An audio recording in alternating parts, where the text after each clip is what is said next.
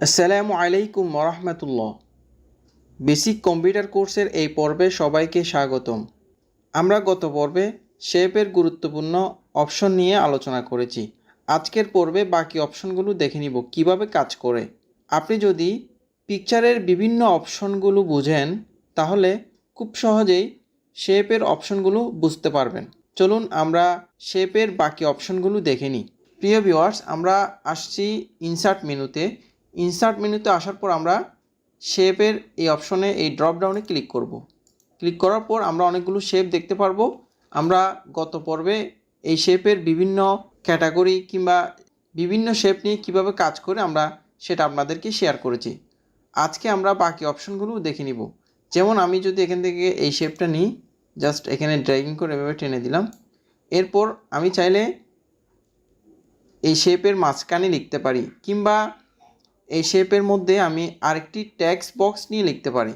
যেমন আমি যদি আবার শেপের এই অপশনে ক্লিক করি, দেখেন এখানে টেক্সট বক্স রয়েছে। আপনি জাস্ট এটা ক্লিক করে জাস্ট এখানে এভাবে লিখতে পারেন।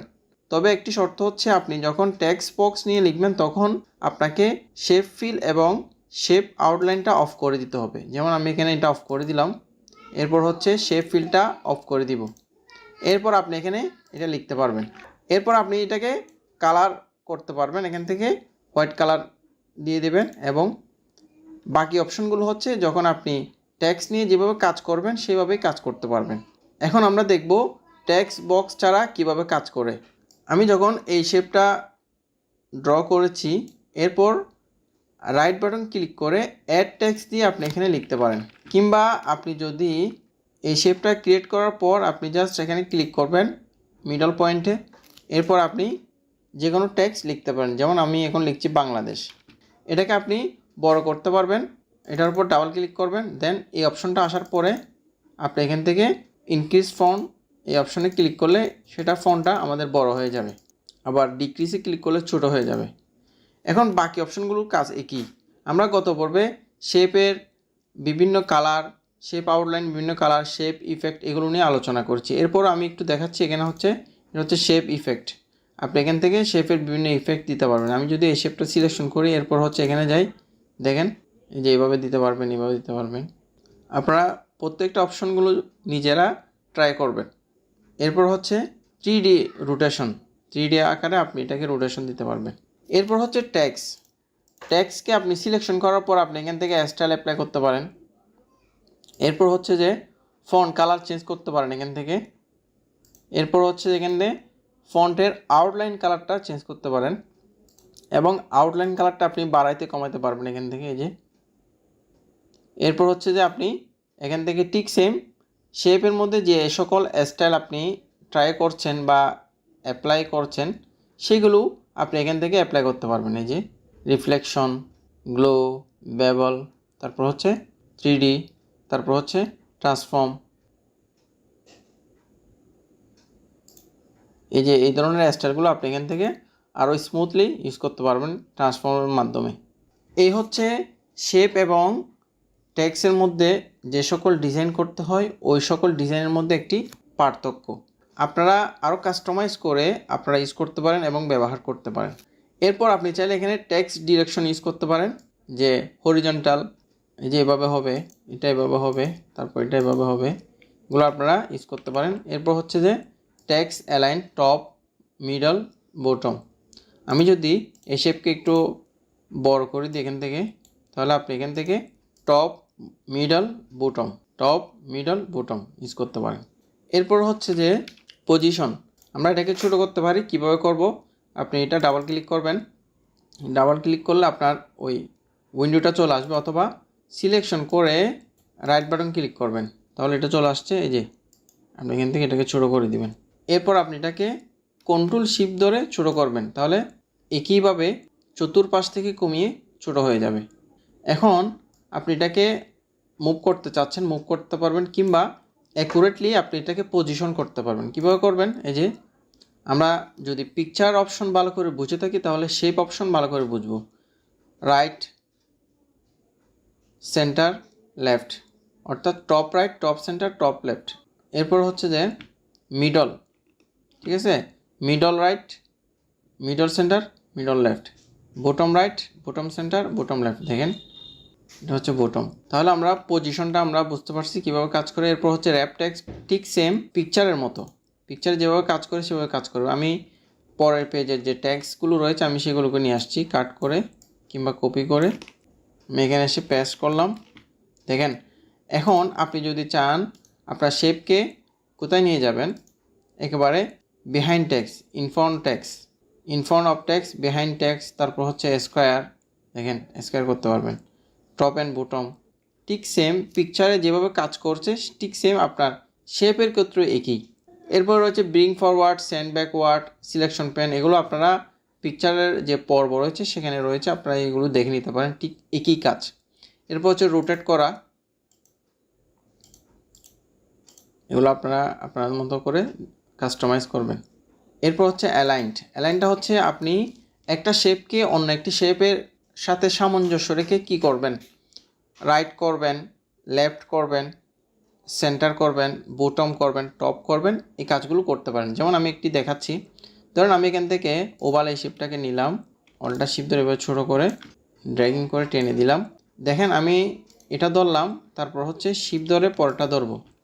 এরপর হচ্ছে আমি অ্যালাইনে ক্লিক করছি, দেন রাইট, দেখেন রাইট হলো, সেন্টার হলো, লেফট হলো, তারপর হচ্ছে মিডল করতে পারবেন, এই যে মিডল, তারপর হচ্ছে যে টপ বটম করতে পারেন, এই যে টপ, মিডল, বটম, ঠিক আছে। এভাবে করে আপনারা অ্যালাইন করতে পারেন। পিকচারে যেভাবে করেছেন ঠিক সেম শেপের ক্ষেত্রেও একই কাজ। এরপর আরেকটি গুরুত্বপূর্ণ অপশন নিয়ে আলোচনা করি, সেটা হচ্ছে আমরা পিকচারের মধ্যে যেভাবে সাইজ ক্রিয়েট করেছি শেপের মধ্যে কীভাবে সাইজটা ক্রিয়েট করব। যেমন এখানে সাইজ রয়েছে, আপনি এখানে এটা হচ্ছে শেপের হাইট এবং এটা হচ্ছে শেপের ওয়েট, তাহলে এটাকে আপনি ইচ্ছামতো সাইজ দিতে পারেন, যে এখানে 2 দিতে পারেন, ঠিক আছে। এরপর হচ্ছে এখানে 4.5 দিতে পারেন, এটা হচ্ছে সবগুলো আপনার উপর। এভাবে করে আপনার ইচ্ছামতো আপনি সাইজটা ক্রিয়েট করতে পারেন। তাহলে আমরা শেপের যে সকল অপশনগুলো রয়েছে আমরা সেগুলো দেখে নিলাম। এরপরে আমরা পরের অপশনে চলে যাব। এরপর আমাদের কি রয়েছে, ইনসার্ট মেনুতে যাচ্ছি, আমাদের আইকন এবং 3D মডেল, আমরা এগুলো নিয়ে আলোচনা করব। প্রিয় ভিউয়ার্স, এরপরের অপশন হচ্ছে যে আইকন এবং 3D মডেল, এগুলোর কাজ কি। আপনারা যারা পূর্বের ভার্সনগুলো ইউজ করেছেন এক্ষেত্রে আপনারা এগুলো দেখবেন না। এটা হচ্ছে আপডেট ভার্সনগুলোতে 2016 পরে যে ভার্সনগুলো আসছে ওই ভার্সনগুলোতে আপনারা আইকন এবং 3D মডেলস দেখতে পারবেন। প্রথমে রয়েছে আইকন। আমরা অনেকগুলো আইকন ইউজ করি যেগুলো আমরা বিভিন্ন সোর্স থেকে কালেকশন করে ইউজ করি। আপডেট ভার্সনগুলোতে আপনি সহজেই এই আইকনগুলো পেয়ে যাবেন। যেমন আমাদের মোবাইল ফোন আইকনটি ইউজ করতে হয়, ইমেল আইকন ইউজ করতে হয়, এছাড়াও বিভিন্ন আইকনগুলো রয়েছে, এগুলো আপনারা এখান থেকে চার্জ করে নিয়ে আসতে পারেন, কিংবা এখান থেকে আপনার ম্যানুয়ালি আপনি প্রত্যেকটা অপশন দেখে দেখে খুঁজে খুঁজে নিয়ে আসতে পারেন। যেমন বিজনেস রিলেটেড যে আইকনগুলো রয়েছে সেগুলো আপনি এখানে পাবেন। এরপর হচ্ছে যে হোমে যখন ক্লিক করবেন হোম রিলেটেড যে আইকনগুলো সেগুলো পাবেন। তারপর হচ্ছে যে এনিমেলস যে আইকনগুলো রয়েছে সেগুলো আপনি এখানে পাবেন। যেমন আমাদের বিশেষ করে প্রয়োজন হয় ফোন, PHONE, দেখেন ফোন চলে আসছে। তারপর হচ্ছে ইমেল, আমরা ইমেলে ক্লিক করি, আমরা যদি ইমেল লিখি তাহলে ইমেলটা চলে আসবে। দেখেন আমরা এখন প্রথমটা ক্লিক করব, দেন ইনসার্ট, একটু সময় লাগবে, এটা ডাউনলোড হয়ে অটোমেটিক চলে আসবে। দেখেন আমাদের কি চলে আসছে, আইকন চলে আসছে। আইকনের কাজ হবে অনেকটাই পিকচারের মতো। আমি এটাকে মুভ করতে পারবো না, মুভ করতে আমার কষ্ট হবে, এই জন্য আমাকে যেতে হবে র্যাপ টেক্সট থেকে টাইট অপশন, এরপরে অটোমেটিক সেটা আমি ইজিলি মুভ করতে পারবো। এখন এই আইকনটা নেওয়ার পর আমাদের কি চলে আসছে, ফরম্যাট মেনু চলে আসছে।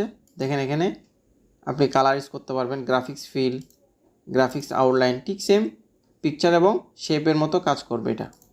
এরপর হচ্ছে গ্রাফিক্স ইফেক্ট, আপনি একটা যদি ভালো করে বুঝেন বাকি সবগুলো বুঝতে পারবেন। এরপর আমি এটাকে অল্টার শিফট ধরে ছোটো করে দিচ্ছি। এরপর আমি এটাকে কন্ট্রোল শিফট ধরে ছোটো বড়ো করতে পারবো, ঠিক আছে। আপনি এটা আপনার মতো করে ইউজ করতে পারবেন, কিংবা আপনি এখান থেকে ইনলাইন উইথ টেক্সট রাখতে পারেন, আপনার যখন যেটা প্রয়োজন হবে সেটা রাখবেন। টাইট অপশন দিলে আপনি আপনার মতো করে মুভ করতে পারবেন, যেখানে ইচ্ছা হয় সেখানে নিতে পারবেন। বাকি অপশনগুলো অবশ্যই আপনারা পারবেন, এটা পূর্বের ভিডিওতে এবং এই ভিডিওতে শুরুর দিকে দেখানো হয়েছে। এরপর এখানে দেখেন পজিশন, এগুলো আপনারা পারবেন। Bring forward, send backward, align, group, rotate, crop, height, with, এগুলো আপনারা আপনাদের মতো করে নিতে পারবেন। এরপর আমরা আলোচনা করব 3D মডেল নিয়ে। এটার কাজ ঠিক সেম একই। আপনি জাস্ট এটার উপর ক্লিক করবেন ফ্রম অনলাইন সোর্স। যদি আপনার অফলাইনে করা থাকে তাহলে আপনি অফলাইন থেকে নিয়ে আসতে পারেন। দেখেন এখানে আপনার যে বিষয়টার প্রয়োজন হবে সেটা আপনি চার্জ করে নিয়ে আসতে পারেন।